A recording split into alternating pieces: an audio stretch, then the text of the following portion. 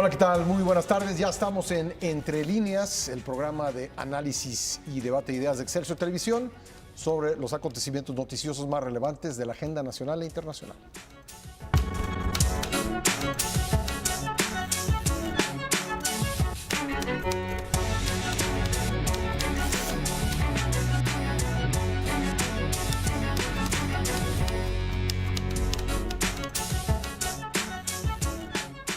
La relación México-Estados Unidos ha sido tema central en estas últimas semanas del año por diversos acontecimientos. El TEMEC, la guerra contra las drogas y el intercambio de mensajes entre los presidentes de uno y otro país que no han dudado en intercambiar frases amables y de aprecio. Por un lado, la estrategia del presidente López Obrador de no confrontar a Trump, que parece que le ha redituado, pero por otro, la estrategia de Trump, que en cualquier momento, en todo momento, ha pedido siempre algo a cambio. Es el tema de esta tarde en Entre Líneas y lo vamos a platicar con mis compañeros de la mesa. Fabiola Guarneros, ¿cómo estás, Fabi? Muy bien, buenas tardes, Pascal. Buenas tardes a todos. Buenas tardes. Leticia Robles de la Rosa. Hola a todos en esta fría tarde, ¿cómo están? Francisco Garfias, ¿cómo ¿Qué estás, tal? Pancho? Muy buenas tardes. Bueno, pues Pancho, ¿cómo has visto el tema de la relación México-Estados Unidos noticiosamente? De entrada te diría que la relación entre los dos presidentes es mucho mejor de lo que uno hubiera podido imaginar antes de que López Obrador asumiera la ¿Mejor que presidencia. la de Salinas y Bush padre? Pues nunca había oído, tú lo mencionabas en la entrada, que se echaran tantas flores mutuamente en otros tiempos. La última, que el espaldarazo que le da Trump a AMLO cuando dice voy a detener, voy a temporalmente, porque siempre está ahí la espada de Damocles, la designación de los cárteles mexicanos de la droga como organizaciones terroristas internacionales. Y el agradecimiento de López Obrador reiterando una y otra vez el respeto que le tiene a Donald Trump, que según él ha sabido respetar la soberanía de México. Tú decías que él parece que le ha redituado esta relación a López Obrador, sí, pero a un costo alto. México ha tenido que ceder mucho, incluso el Washington Post ayer sacó un artículo analizando ganadores y perdedores de la firma del TEMEC y nos puso Como el primer perdedor. Como el perdedor, sí. Como el perdedor, porque es el país que más cedió. Pero al mismo tiempo pone ahí que no nos quedaba de otra. Pues esa relación tan asimétrica que hay entre ambos países, pues a México va a tener que redoblar los esfuerzos, por ejemplo, en materia laboral, cuestión salarial. Y está bien la otra exigencia de que haya democracia sindical. El tema de los Levarón, también ahí pues ya lo mencionamos, el Trump le devuelve a López Obrador el favor y dice se congela a petición de un hombre que me cae bien y que respeto, ¿sí? Y si nos vamos para atrás, pues yo te diría que es una buena relación, reiteraría que el precio ha sido alto, pero yo no dudo que en el futuro le faltan 5 años a López Obrador y no sabemos si otros 5 a Donald Trump, si se reelige, para ver un choque entre ellos, porque sin duda hay muchas cosas que nos separan y que pudieran en algún momento hacer explosión. Leticia Robles de la Rosa. A mí me gustaría, evidentemente, esta relación y lo que se ha visto en las últimas semanas tiene varias aristas. Una de las más recientes, que fue de la semana pasada, es la comercial, que tiene que ver con el acuerdo TEMEC, que se negoció con el gobierno de Peña Nieto y que ahora se ha aprobado una modificación la semana pasada. Creo que la buena relación que existe y el apoyo que tiene Trump hacia el gobierno de Andrés Manuel López Obrador es que se basa en que nunca antes el gobierno mexicano había cedido en temas tan fundamentales en materia comercial y de supervisión de los Estados Unidos hacia la vida interna del país como ha ocurrido en este momento. Entonces yo creo... Pero Jesús Seade dijo ahí en el Senado, Sí, que tú no. estuviste ahí, Que no, Que no, que pero sí. le enseñen un Contra el párrafo interés. donde hayamos cedido No, algo. pero sí, Pascal, o sea, a fin de cuentas, ¿qué es lo que estamos, ante qué escenario estamos? Si Estados Unidos considera que en X empresa, evidentemente que tenga relación con el tratado comercial, no cualquier empresa, sino de los que están relacionados con el acuerdo, Que exporte, ¿no? que exporte, resulta que el sindicato que tiene ahí es blanco. Y entonces el O gobierno sea, de los blanco pro gobierno, digamos, o pro empresa, Sí. ¿sí? Y que vigilen más los intereses de la empresa que de los Sí. trabajadores. Sí, sí. Eso es el sindicato blanco. O que el líder sindical sea charro, que es el sindicalismo sindical charro, pues que no hace nada por el trabajador y se vende, digamos, o vende esa representatividad a la empresa. O que hay un fraude en la elección de la dirigencia sindical. Entonces, en este panel laboral integrado por un estadounidense elegido por México, por un mexicano elegido por Estados Unidos y probablemente presidido por un integrante de la Organización Internacional del Trabajo. Ese panel, Estados Unidos, por ejemplo, va a decir, oye, en esta fábrica donde se hacen carnes frías, hubo un fraude en la elección del sindicato. La explicación es que van a pasar 85 días para que se pueda llevar al panel laboral. Llevado al panel laboral, si ahí no hay acuerdos, entonces hay otra instancia que se llama el mecanismo de buena fe. Ese mecanismo de buena fe va a establecer que si uno de los países está abusando en estar acusando a las fábricas, ese mecanismo de buena fe, integrado por personas que no son ni mexicanos ni estadounidenses, sino otro tipo de especialistas extranjeros para ambas naciones, va a decidir si procede o no procede esta queja de abuso y si se comprueba que, en este caso Estados Unidos, abusa de estar señalando a las empresas del aguacate, del atún, de todo esto, para frenarlas y evitar que exporten a Estados Unidos, se le va a castigar 2 años para que no utilice ese mecanismo. Así, de entrada uno dice, oye, qué bien, está excelente. Pero como advertían los priistas, el problema es que Estados Unidos va a utilizar ese hecho para estar señalando a todas las empresas mexicanas y frenar las exportaciones y en automático aplicarles aranceles, porque esa es la sanción, dejar de aplicarles aplicarle los aranceles, dejar de que esté fuera del libre comercio. Entonces, entiendo, por lo que ayer explicaban los periodistas, esta petición de los Estados Unidos se hizo cuando se negoció el Telecán, con Salinas y Bush. Y Salinas no se dejó, dijo no. Esta misma petición la reciclaron ahora que negoció Ildefonso Guajardo, e Ildefonso Guajardo dijo no. Y ahora dicen que sí. Por primera vez, en 26 años de negociaciones de Tratado de Libre Comercio, México por primera vez lo accede. A ver, pero no estamos ante un escenario de que no había de otra. Es decir, el viernes encabezaba el New York Times su editorial sobre el tema diciendo el tratado, bueno, decía básicamente que el tratado era bueno porque si no habría tratado. Es decir, si no se hubiera cedido, vamos a usar ese verbo, en este tipo de cosas, probablemente estaríamos ante un escenario de que no habría, Pascal, no habría tratado. ¿Tú crees que las circunstancias político-económicas de México en 2019 no son tan vulnerables como lo fueron el año pasado con Peña o hace 25 años, 26 años con Carlos Salinas? Por supuesto. Y claro que siempre hay de otra. Ahora, que no iba a haber Temec, ok, que no haya Temec, hay Telecán.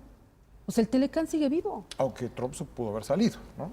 Pudo haberlo hecho, pero eso provocaría un cisma interno en los Estados Unidos, porque así como nosotros dependemos del comercio de los Estados Unidos, los estadounidenses, sobre todo de los estados fronterizos con México, dependen mucho también del comercio con México.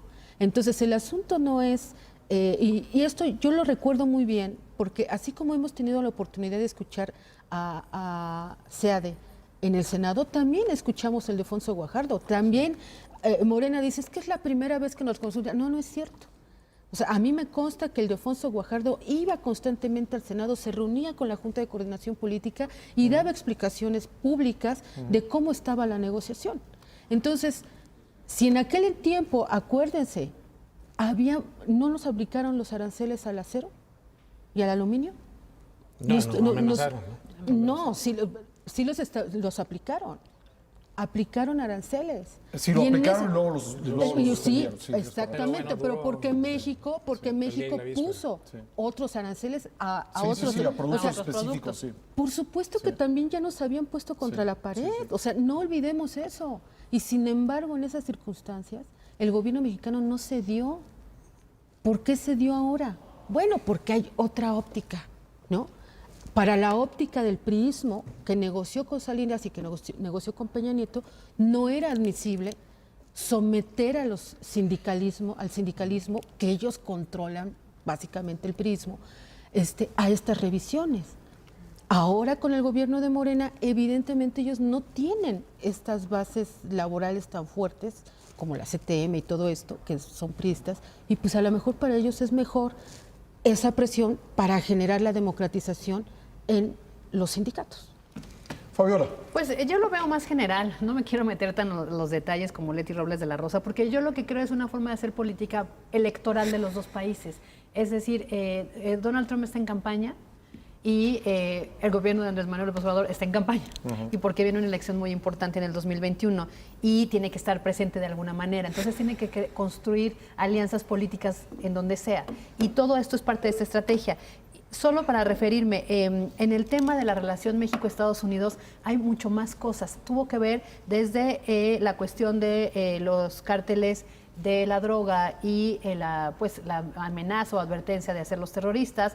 Tuvo que ver el tema de la investigación de los LeBaron con este crimen relacionado con el crimen organizado. Tiene que ver el recibimiento y el asilo que se le dio momentáneamente a Evo y después su salida. Tiene que ver con el tema de la migración.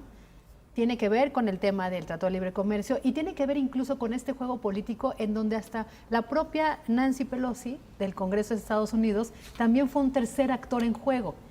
Y creo que supieron mover sus piezas políticas, y esta es la nueva relación que se está construyendo gobierno actual con el gobierno de Donald Trump. Es que además hay que poner esto en contexto, porque parecía que después de la firma del TEMEC en Buenos Aires, en el G20, ya todo había quedado en paz. Parecía que la buena relación que hubo en la etapa de transición entre el gobierno de Enrique Peña Nieto y el de Andrés Manuel López Obrador permitió que Jesús Seade participara en las últimas etapas de la negociación, y todo parecía en paz, pero el triunfo de los demócratas en la Cámara de Representantes, unos días antes de la firma, 3 semanas antes de la firma en Buenos Aires, cambió completamente el juego. Los demócratas llegaron a hacer exigencias de modificación al tratado, ¿no? Y que además son parte de esta negociación, porque así es, necesitas tener el garrote de un lado con la otra mano izquierda para poder negociar en cualquier tema. Y no solo pasó de la relación de Estados Unidos con México, en la propia relación de Estados Unidos con Canadá.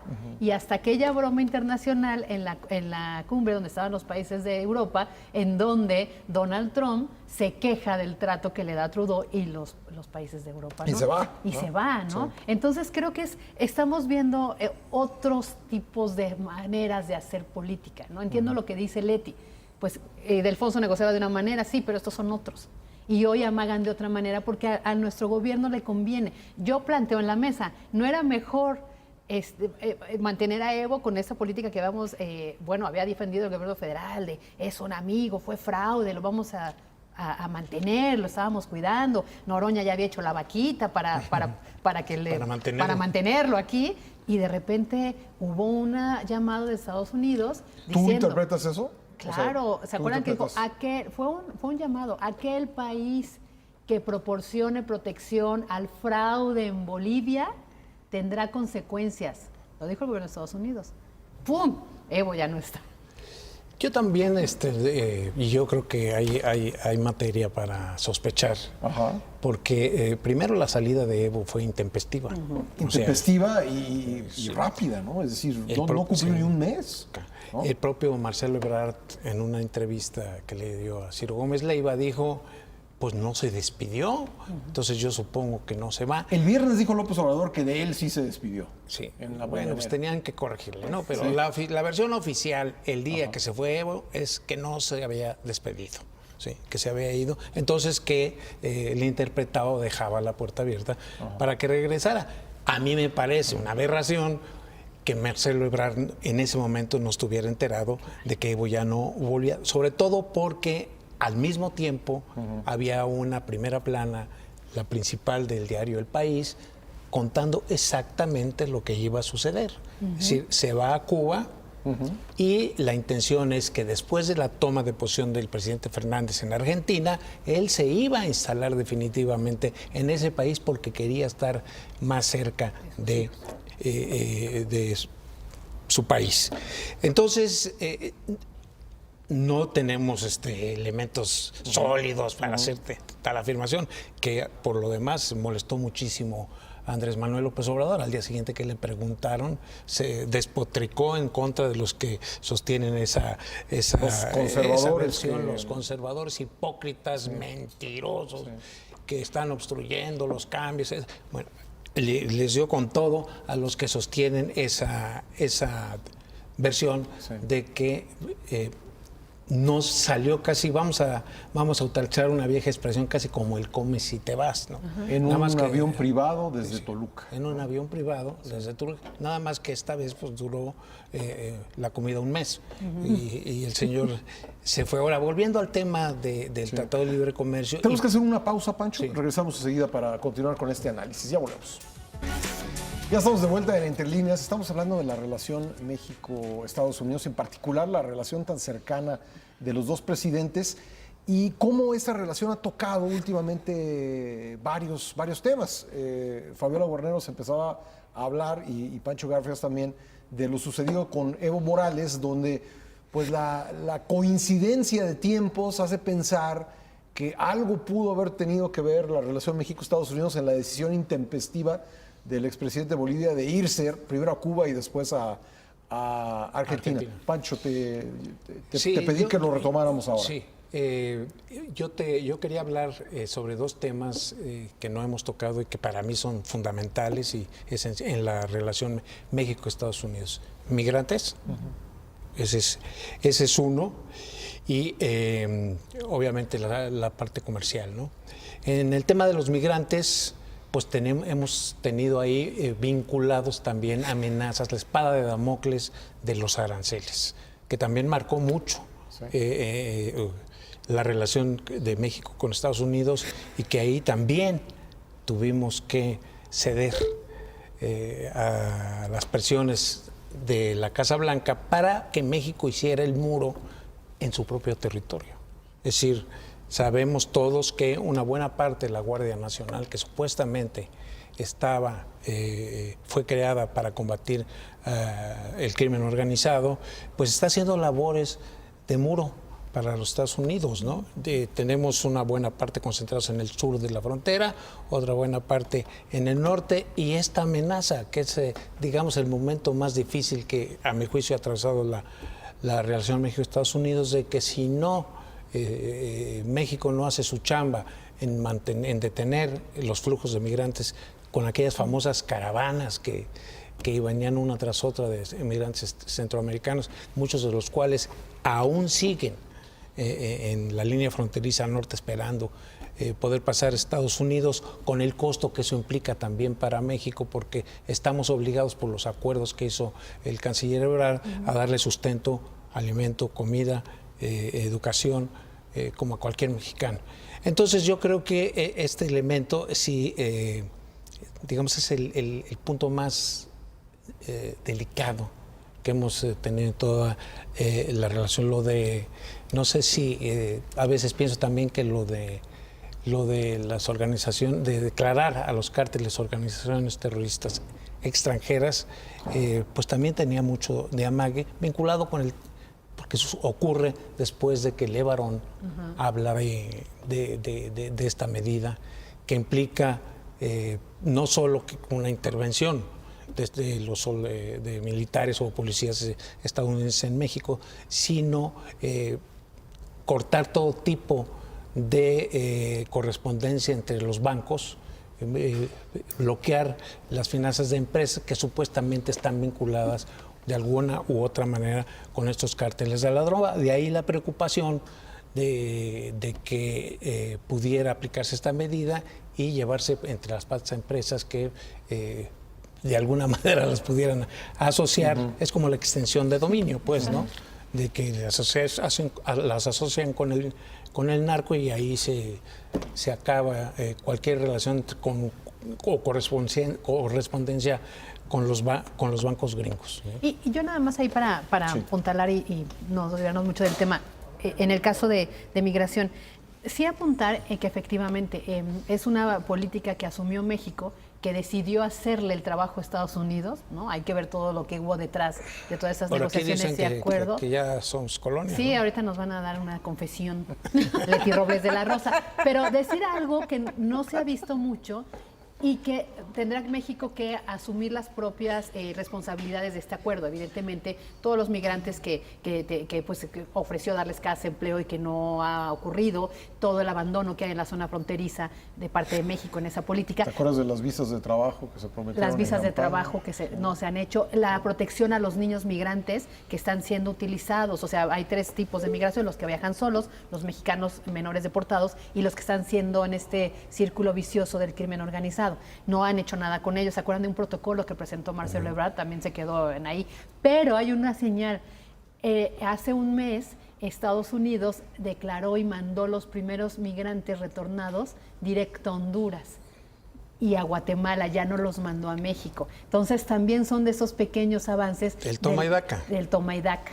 Y eso quería apuntar en el caso de migración. Y en el caso de Evo, nada más fortalecer de este sospechosismo que, pues, aunque al presidente Andrés Manuel le moleste que le preguntemos, ¿no? Y que él diga, no se negoció nada, queda porque, si se fijan aquí, Evo todos los días daba conferencia de prensa. De hecho, en Bolivia lo acusaban de que incluso responsabilizaban al gobierno de México que le permitiera estar hablando de cuestiones políticas cuando esto no estaba permitido. Bueno, hasta se difundió un video donde él está pidiendo a un simpatizante que bloqueen ciudades. Exactamente. Claro, que bloqueen los alimentos. Entonces, bloqueen los alimentos. Sí, imagínense qué comodidad de estar aquí. Digo, ese sospechosismo que tenemos todos los mexicanos, también no se enojen conmigo, así somos.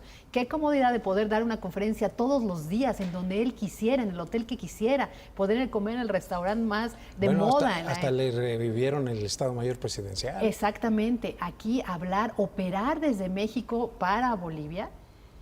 Y de repente te vas a Argentina, donde incluso dieron a conocerlo el jueves. Ahí no puede emitir ninguna declaración política. Por eso, que no nos vengan a decir que Evo se fue porque él quiso, ¿no? Le dijimos, con permiso, porque me estás metiendo en problemas con mi amigo Estados Unidos, ¿o no, Leti?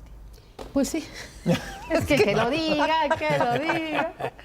Es que decía fuera del aire que estábamos ya casi siendo una colonia de los Estados Unidos. Tanto a ese punto. Sin el casi. Sin el casi. Yo dije, ya somos una colonia de los Estados Unidos.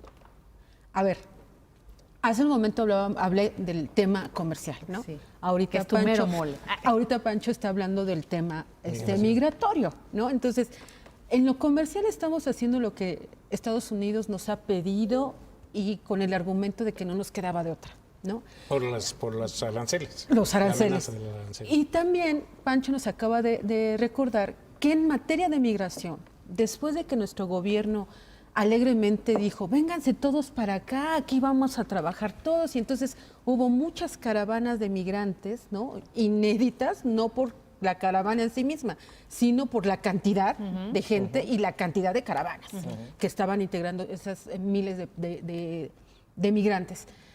Y de pronto Estados Unidos pues nos dice que nos va a aplicar unos aranceles, ¿no? Y pues tenemos que echar los pasitos para atrás en materia de migración y ahora tenemos que estar haciendo lo que nuestros socios comerciales principales nos están pidiendo que hagamos, este muro humano que es la Guardia Nacional. Recordemos que es frecuente ahora, gracias a las redes sociales, que podemos tener mucha información de gente común, digamos,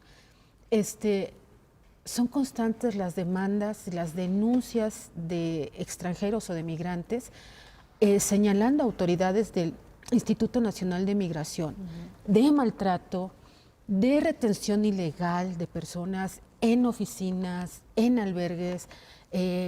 Recientemente, hace unos días, vi un caso de unos colombianos que los tenían prácticamente secuestrados en un lugar en Chiapas.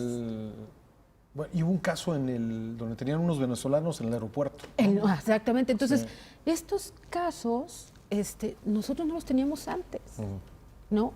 O quizás los llegábamos a tener, no en este número tan importante que se están dando. Entonces, estamos haciendo lo que Estados Unidos nos ha pedido. A ver, pero por quitar los aranceles, México aceptó lo de la Guardia Nacional encargada de migración. Y por no aplicar lo del el terrorismo, ¿qué estamos fue? aceptando el acuerdo Ahí no comercial. me queda tan claro. Pero, a ver, Pascal. Yo lo diría. Para no aplicarlo del terrorismo, sacamos a Evo, porque se dio en ese contexto, por supuesto. Y también lo comercial. Ajá. Discúlpame, a ver.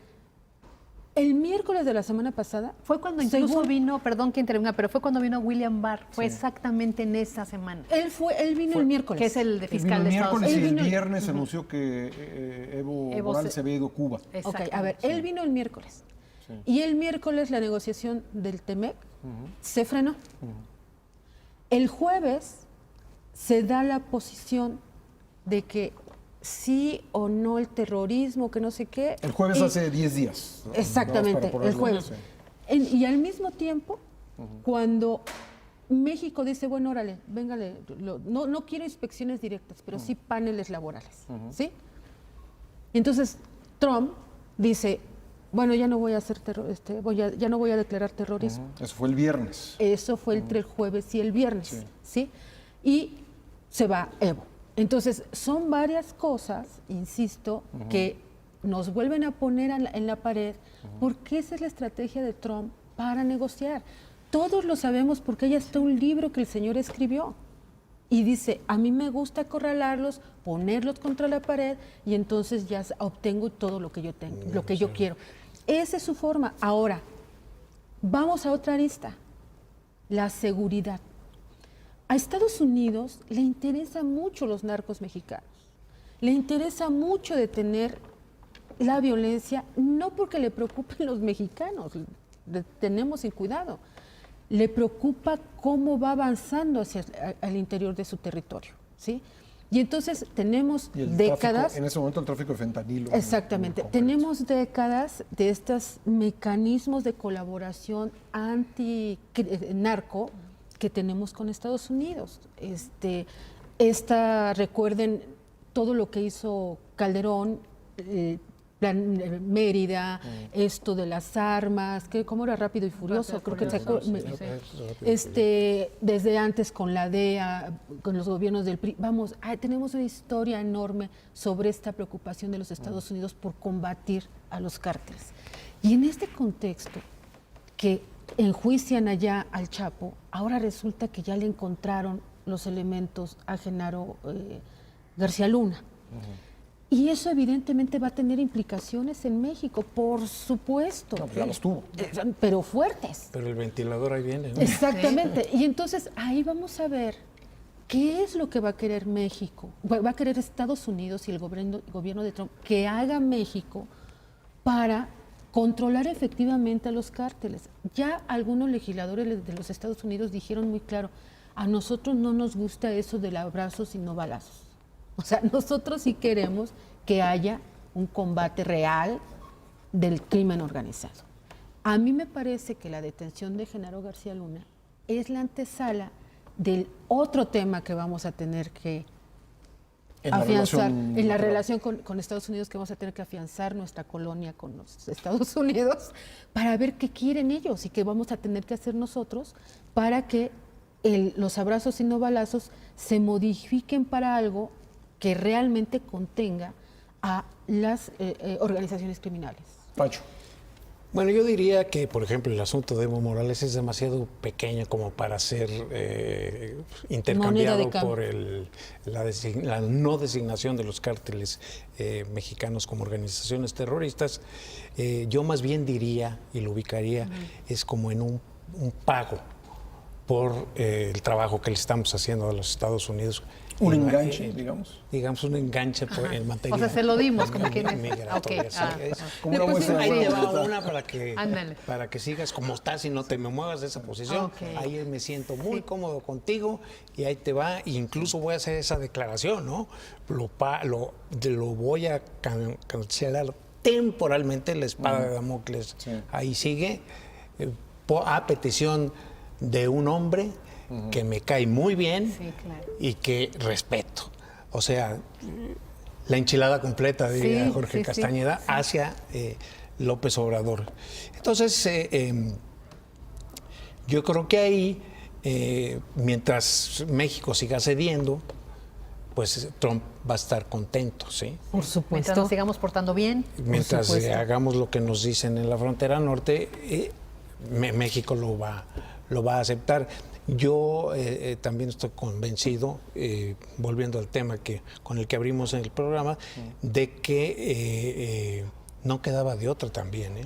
Es decir, tú imagínate, nos meten los aranceles y el desastre que hubiera sido para la estabilidad, que paradójicamente el gobierno de López Obrador es el que más apegado ha estado a las recetas del Fondo Monetario Internacional en materia de macroeconomía, finanzas, déficit fiscales, ha tenido una disciplina...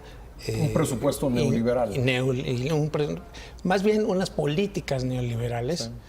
Sí. Y el presupuesto le llaman austeridad republicana, pero es que yo creo que con la caída del crecimiento pues no hay tantos ingresos, entonces obviamente pues de alguna manera lo tienen que justificar llamándole austeridad republicana porque pues no tienen suficiente dinero para pagarlos. Ya vimos que le han metido mano al Fondo de Estabilización.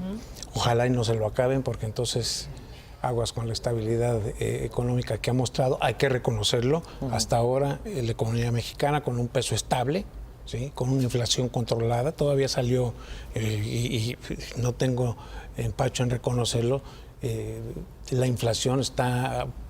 Hace 15 años que no estaba como la tiene controlada Andrés Manuel López Obrador. Bueno, el Banco de México.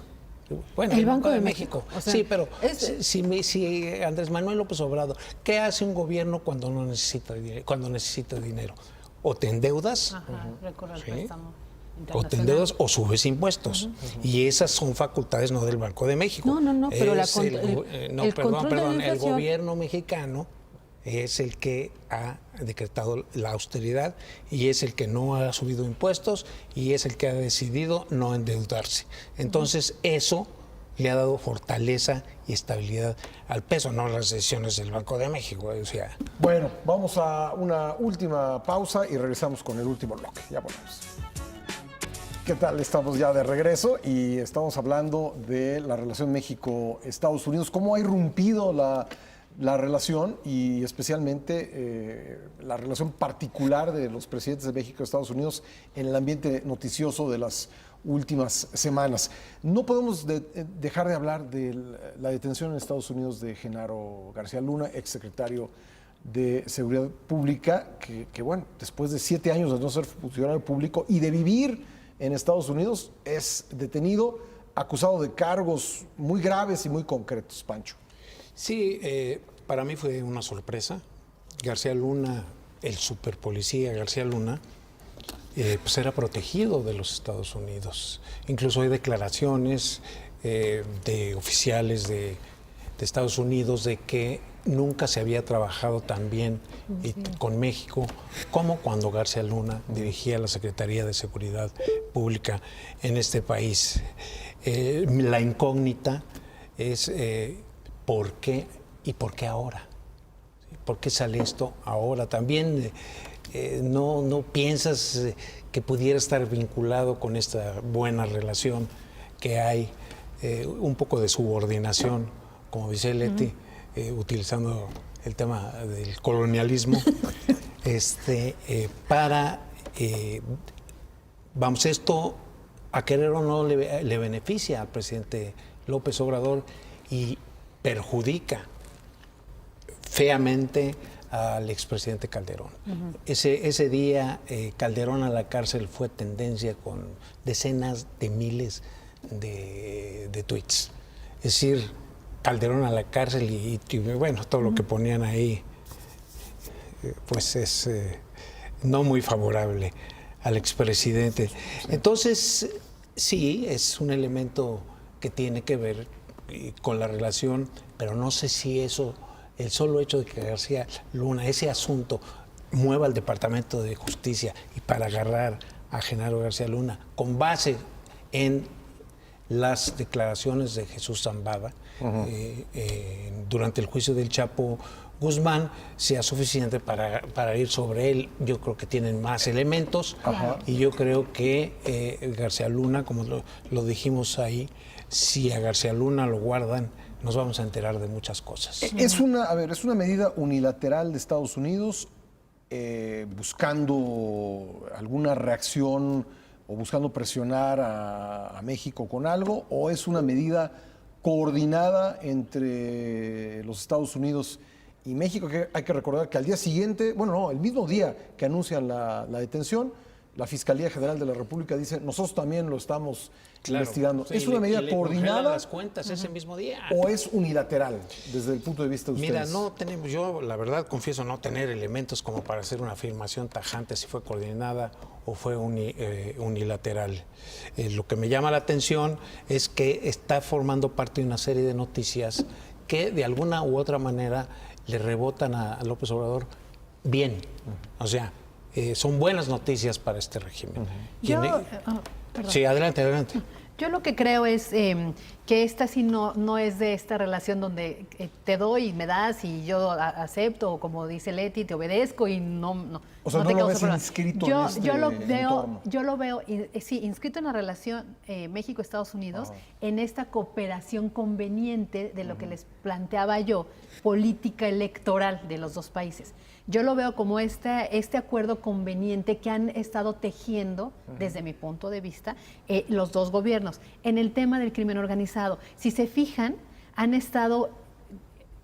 Andrés Manuel es hábil, muy hábil en tejer esta percepción. Y en el tema del combate al crimen organizado no le ha ido muy bien, justamente porque hemos visto muchos actos delictivos, muchos más muertes. 2019, que platicábamos el domingo pasado, Pancho, el año más violento. Es decir, ha sido el talón de Aquiles de esta administración. Lo del culiacanazo, o pues el soltar, o Ovidio Guzmán le pegó demasiado, fue algo muy fuerte. El tema de los Levarón, el tema de Aguililla, es decir, es un tema de foco rojo del presidente Andrés Manuel. Y lo de Villa Unión, lo de Villagrán también en Guanajuato, donde hasta se llevan a 5 personas, incluido un juez, ¿no? Es decir, creo que es un tema muy, muy delicado para este gobierno. ¿Cómo tejes una alianza favorable en el contexto de que estamos hablando de Estados Unidos? Pues con estos acuerdos. Es terrorismo, cárteles, fentanilo, Ovidio, Culiacán, y entonces empiezas a tejer un discurso de cooperación con Estados Unidos que políticamente es rentable. Es decir, liberas a Ovidio Guzmán, pero tienes al Chapo allá y gente de toda la investigación con el Chapo, con el Mayo, ¿verdad? Te ponen a Genaro García Luna. Genaro García Luna, alguien ligado políticamente al panismo, a Felipe Calderón, quien está... teniendo molestias, metiendo mucho el pie en el tema de la seguridad, la marcha por la seguridad que le están asociando a los partidos políticos. Entonces, utilizas tu relación diplomática, tus contactos, tus amistades, a tu canciller, para ir tejiendo estas narrativas que te ayudan políticamente. Y yo vuelvo a decir, no olvidemos la presencia del fiscal William Barr en México. No fue fortuito, se hablan de todos estos temas. Y es un golpe político a la oposición moralmente destruida, creo yo. Moralmente derrotada. Sí, porque no hubiera sido igual que, digamos, esta investigación se lanzara desde México. Podría haber sido interpretada como parte de la venganza política. No olvidemos que digamos, el expresidente Calderón se ha convertido en el antagonista, ¿no? de este gobierno. y particularmente el tema de la seguridad. La narrativa de este gobierno ha sido, es que estamos todavía viviendo las consecuencias de la decisión de Calderón de lanzarse a pegarle al avispero, una guerra. ¿Y quién sintetiza mejor eso? Sino Genaro García Luna. Exacto, ¿no? exacto. Si esto es fortuito, no lo sé. Yo estoy con Pancho que no tenemos los elementos para saber, pero hay muchas coincidencias. Leticia Pues Robles de la Rosa. yo la verdad lo veo desde una trinchera más simple. A ver, los Estados Unidos tienen un sistema judicial y de investigación eficiente. Eso no lo podemos negar. Tuvieron un juicio con el capo más importante, conocido así durante décadas. Se dieron nombres. Ellos seguramente empezaron las investigaciones porque no es solamente una declaración. Ellos no proceden así. Ellos administran la justicia. No, ellos investigan. O sea, si cada palabra que tú dijiste tiene un sustento, lo investigo. Ya que tengo todos los pelos de la burra en la mano, y los burros todos, los tengo en la mano, procedo, ¿sí? A mí me parece que esa es la lógica de Estados Unidos. Que si eso le benefició mediáticamente, políticamente, electoralmente, a nivel de imagen, ¿tú crees a que la es 4T, coincidencia? sí, la verdad yo sí lo veo así. Porque sería, la verdad, o sea, yo no quiero verme muy severa, pero la verdad yo no veo a nuestros diplomáticos mexicanos fraguando, mira, y entonces sales el día 4, y luego el día 5 yo digo, y luego... Yo siento que Estados Unidos hace su investigación, procede, como lo hizo con el jefe de seguridad en Nayarit, ¿era Nayarit? Sí, Edgar Villa. Edgar Villa, como lo hizo con el exgobernador de Tamaulipas, que todavía sigue en Italia, para ser extraditado a Estados Unidos. Entonces yo siento que es una investigación de los Estados Unidos que se da, que fue fácil porque está viviendo en los Estados Unidos. Residencia. Y me parece que eso se utiliza evidentemente de manera positiva para el gobierno, y sí coincido completamente con ustedes. Claro que le pega a Calderón. Calderón, ahorita una de las caras visibles de la oposición, ¿no? ¿Cuántas hemos visto en las redes sociales de que Calderón encabece, ¿no? O sea, hemos visto muchas cosas. ¿Queda anulado políticamente? Muy debilitado. Sí le pega. Muy debilitado. Sí le pega a Calderón. Y yo creo que no nada más a Calderón, yo creo que todo el PAN, la verdad. O sea, así como ¿cómo es el de Tepic? ¿Beitia? Edgar Beitia. El Beitia. Igual que él debilitó mucho al PRI. O sea, recordemos, también fue un golpazo electoral para el PRI esa detención, y la detención del Tamaulipeco, de los Tamaulipecos, los dos exgobernadores, ¿no? Yo pienso que estamos haciendo nuestro análisis a partir de una realidad mexicana y no estadounidense. Es decir, no son como nosotros y no se manejan las cosas como las manejamos aquí. Evoqué lo de Jesús Zambada porque viene en el expediente, en el documento que sacó el Departamento de Justicia, en el sentido de que había recibido dinero, sobornos de narco, pero también hay una segunda acusación que es de falsedad en las declaraciones. Sí, parece que a la hora de tramitar su nacionalidad, perjurio, que es muy grave. Cometió perjurio, y entonces, como tú lo señalas, en Estados Unidos aguas con eso, ¿no? Entonces, que le haya rebotado casualmente en beneficio de López Obrador, pues sí, esos son los hechos que tenemos ahí, ¿no? Que uno de sus principales detractores, uno de los opositores más férreos que tiene la administración actual, pues es precisamente el presidente Calderón, que está en una cruzada, digamos, por crear un nuevo partido político. Ya no del PAN, sino... Ya le faltan pocas asambleas. Le faltan pocas asambleas. Por cierto, tenemos el lío ahí de la maestra que le robó el partido a Juan Iván Peña Neder, cuando ya tenía prácticamente todo asegurado, ¿no? O sea, En fin, pero ese es tema de otro programa. Pues yo fíjate que difiero de mis compañeros, A porque ver. ellos dicen que empezamos a la mexicana, porque en Estados Unidos se hacen las cosas de otra No manera. se hacen igual que aquí. No se hacen igual que aquí, coincido. Se hacen peor que aquí. Nada más les quiero recordar que allá incluso hay juicio, está investigando al presidente de Estados Unidos porque hay sobornos, porque corrompen, porque se alían con Pero ahí Rusia, sí con Ucrania. mi querida, Es que ahí sí exacto. investigan. Por O eso, sea, investigan no, hasta a su exactamente, presidente. pero eso, investigan, ojo. Pero Por yo eso estoy diciendo que investigan. hacen las cosas de peor manera. Están investigando hechos concretos, sobornos, Eso compra es de de peor. base de datos, manipulación incluso de redes sociales para favorecer.